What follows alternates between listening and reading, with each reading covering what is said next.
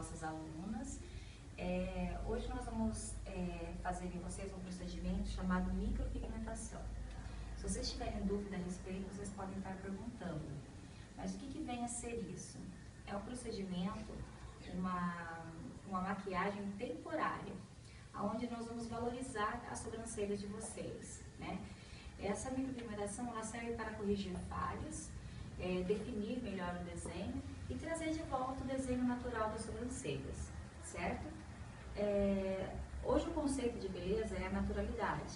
Então toda a sobrancelha ela tem que ser o mais próximo do original possível, tirando somente aquilo que é poluído, aquilo que está fora, aquilo que não serve, para valorizar realmente e definir o olhar.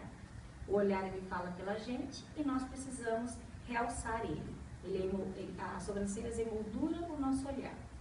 Então assim, a micropigmentação, como é uma técnica temporária, a durabilidade dela é de 10 meses a 1 ano e meio.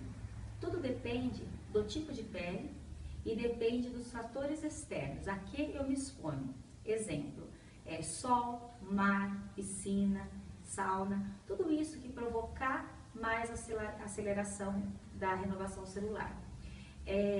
Laser, ácidos, tudo que a gente passa na nossa pele, por exemplo, para renovar e que a gente percebe que descama bem rápido. Tudo isso faz com que a micropigmentação saia. Uma pele oleosa também colabora para que esse procedimento saia mais rápido. Então é assim, nós vamos tirar as medidas, tá? Vamos desenhar as sobrancelhas e mostrar para vocês.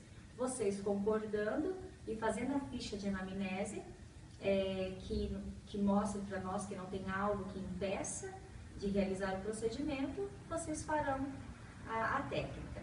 A técnica que vamos fazer em vocês é uma técnica compacta, uma técnica de preenchimento. Vocês têm pouco pelo, está faltando um pouquinho na separação dos olhos, um pouquinho de definir o ponto alto, o comprimento, então nós vamos estar trabalhando nesses pontos. Por que a micropigmentação ela dura todo esse período somente, né? Como eu disse, existem fatores externos e existe também a questão da pele. Mas a renovação celular, ela acontece a cada 21 dias. Então, assim, isso é um processo natural.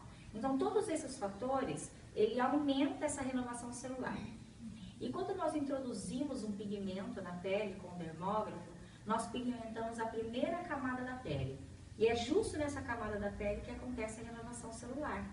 Então, o pigmento, ele entra, ele pigmenta as células, que são os pigmentos que dá cor à nossa pele, as células de melanina.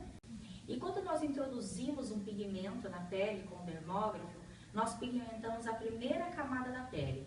E é justo nessa camada da pele que acontece a renovação celular.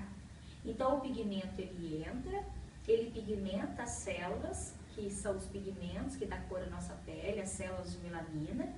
Os anticorpos entram com um combate, uma defesa ao organismo, então eles fagocitam esse pigmento, essa célula que foi pigmentada, e depositam na camada basal. A camada basal é onde nascem as células regenerativas.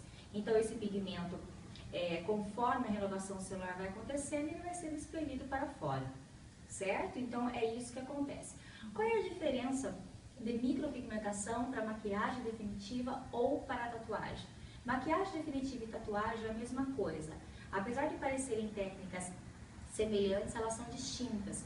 Devido o dermógrafo de um tatuador ou de um micropigmentador que usa um dermógrafo de tatuador, ele ser mais grosso, o calibre. Então ele entra e ele passa pela primeira camada, que é onde nós vamos atingir hoje com o nosso dermógrafo, e ele atinge a segunda camada. Essa segunda camada, ela consiste em terminações nervosas, vasos sanguíneos e fibras, o colágeno e a elastina. Uma vez rompido as fibras, o colágeno e a elastina, ele não se reconstrói mais. Sendo assim, forma-se uma lesão, uma cicatriz na pele. Então, a tendência é o pigmento se espalhar por entre os vasos sanguíneos, juntar no meio das fibras, né? Porque ela se junta novamente, formando aquele relevo, a cicatriz, e que é o tecido cicatricial. E aí esse pigmento fica ali dentro e não sai mais. Com o tempo vai ficar azul, vai ficar verde, vai ficar um relevo na pele, vai ficar brilhante, né? Ao contrário da micropigmentação, que fica uma técnica opaca e ao longo do tempo ela vai saindo, né? Como eu já expliquei, e vai degradando a cor.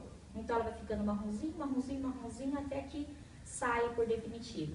Antes de sair, uma vez por ano, vocês venham fazer o retoquinho de vocês, tá bem? Então, alguma dúvida a respeito? O tatuador que usa um dermógrafo de tatuador, ele ser mais grosso, o calibre. Então ele entra e ele passa pela primeira camada, que é onde nós vamos atingir hoje com o nosso dermógrafo, e ele atinge a segunda camada. Essa segunda camada, ela consiste em terminações nervosas, vasos sanguíneos e fibras, o colágeno e a elastina. Uma vez rompido as fibras, o colágeno e a elastina, ele não se reconstrói mais.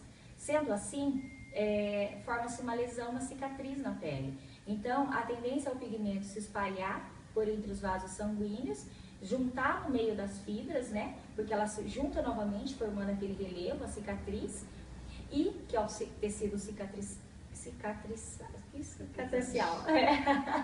E aí esse pigmento fica ali dentro e não sai mais.